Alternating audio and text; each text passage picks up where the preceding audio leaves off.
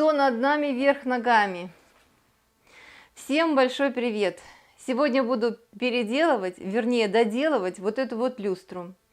Люстре этой более 30 лет, она пролежала все это время не распакованная на чердаке. И вот, наконец, настало ее время. 2 года назад мы ее распаковали, повесили ее. Сам по себе каркас мне очень нравится, и цвет у нее был тоже симпатичный, такой серебристый с чернением. Я даже долго думала, красить его или не красить, но все-таки решила припылить немножко белым, но так, чтобы пробивало немножко чернение. Вот. А плафоны, так до плафонов руки и не дошли. Оригинальные плафоны у нее просто беда. Походила я по магазинам, посмотрела, что, может быть, можно купить, чтобы сэкономить время свое, но за 30 лет ничего не поменялось, поэтому придется делать плафоны самостоятельно.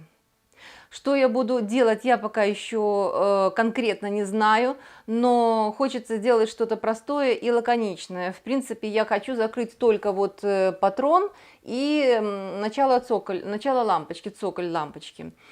Вот. Ну и тоже, наверное, что-то припылю или, ну, посмотрим, короче.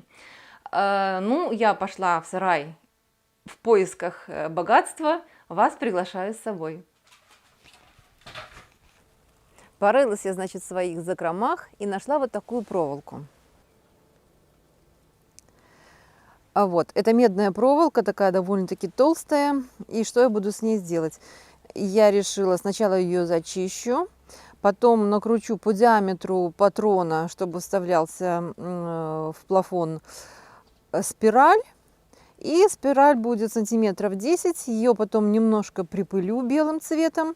И будет вполне, думаю, что логично и красиво.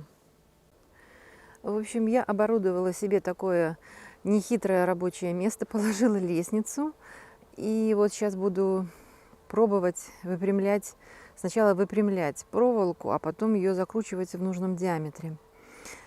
Так, максимально попробую выпрямить ее руками, а потом буду выпрямлять уже молотком на лестнице. Не знаю, посмотрим, что получится. Ну вот вроде понемножку выпрямляется проволока. Но сейчас мне надо найти трубу нужного диаметра. Я посчитала, что значит, у меня нужна труба диаметром 7 сантиметров, и спираль должна быть высотой 8 сантиметров. И я как-то посчитала, что мне нужно на это 1,5 метра проволоки только на один плафон. Как-то что-то, наверное, не то.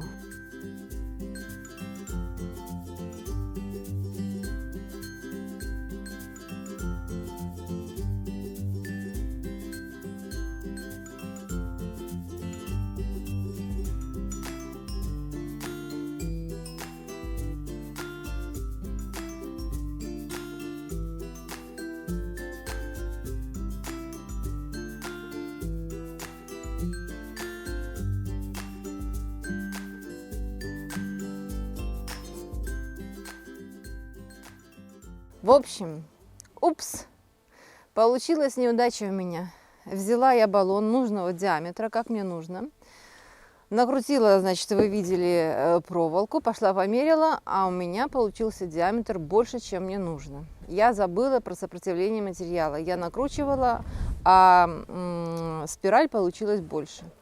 В общем, ничего мне не получилось, и сейчас мне будут это все переделывать.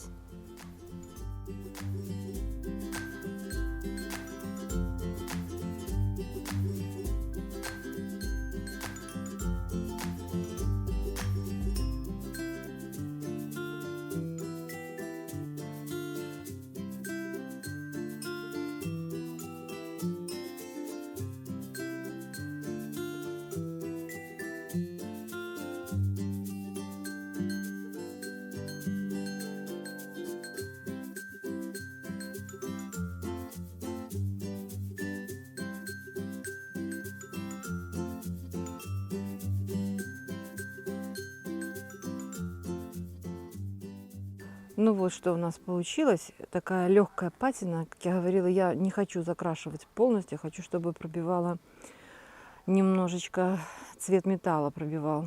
Еще хотелось бы, конечно, чтобы он немножко позеленел со временем, и так получилась такая старина.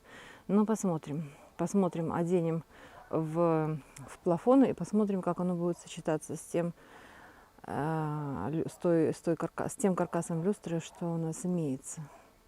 Ну, я думаю, что будет нормально.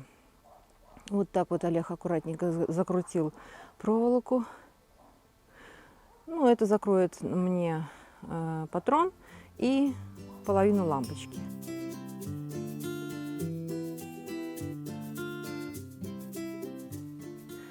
Ну, вот итоговый результат.